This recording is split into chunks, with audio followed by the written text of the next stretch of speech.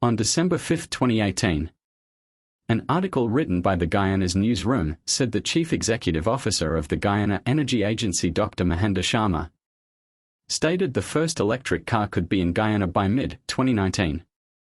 Fast forward today, there are approximately 116 electric-powered vehicles that have already landed in Guyana.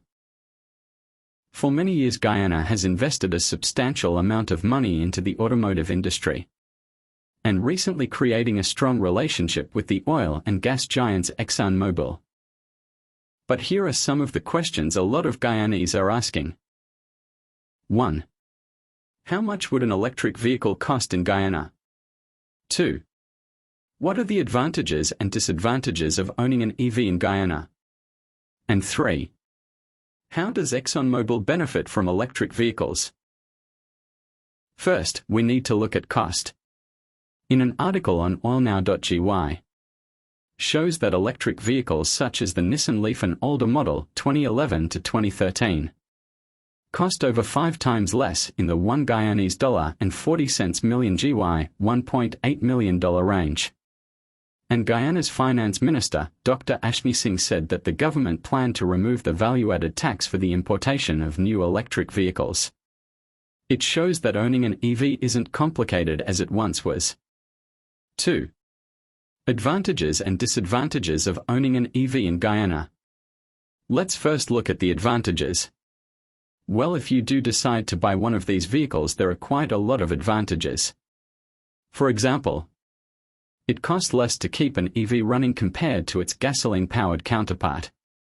To further elaborate, in an article on oilnow.gy published by Shikamaday, Guyanese's first Tesla Model Y, owned by a business Samuel Chandel, states that the eco-friendly EV owner pushed the mileage limits of his Tesla 375 kilometers, approximately 233 miles, from Vrede and Hoop, Region 3 all the way to Skeldon, Region 6, on just 60 kilowatt-hour.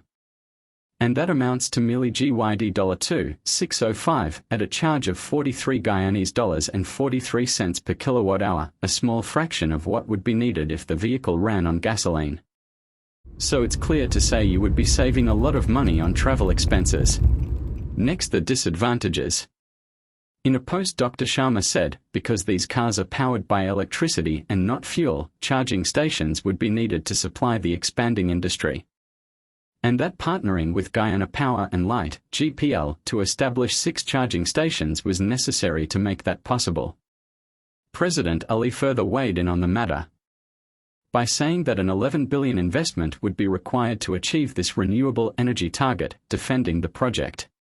So the next thought comes into question. How does ExxonMobil benefit from electric vehicles in Guyana? To answer this question, we first must date back to 1973. When gas prices spiked after the price of oil rose $3 a barrel to $12 a barrel.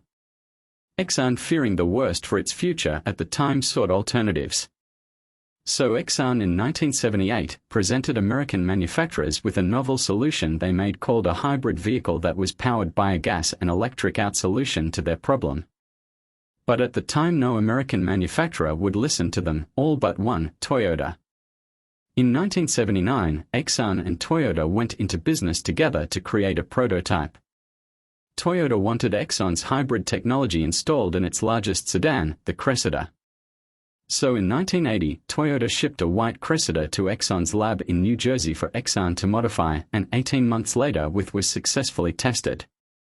And the car was delivered back to Toyota Japan. But then the price of oil came back down and Exxon was able to focus back on its main business, oil and gas, also scaling back its renewable energy portfolio and dismantling the hybrid vehicle program. So Toyota's hybrid Cressida never made it to the market.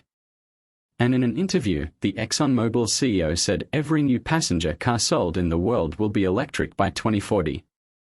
From these few points, it was safe to assume that ExxonMobil was already aware of the coming danger that was hybrid and EVs, because their prediction of a world converts to natural energy in 1978 was spot on. So what's next for ExxonMobil if Guyana starts adapting a more eco-friendly approach to the world's growing climate change issue? Well, with the company supposedly facing extinction if it doesn't adapt to the sudden eco-change, it's not surprising that its most recent pledge to spend $15 billion into hydrogen, biofuels, carbon capture, and a few other areas by 2027, roughly 11% of its expected capital budget, would hopefully see off this eco-wave. But this can only be proven in the years to come.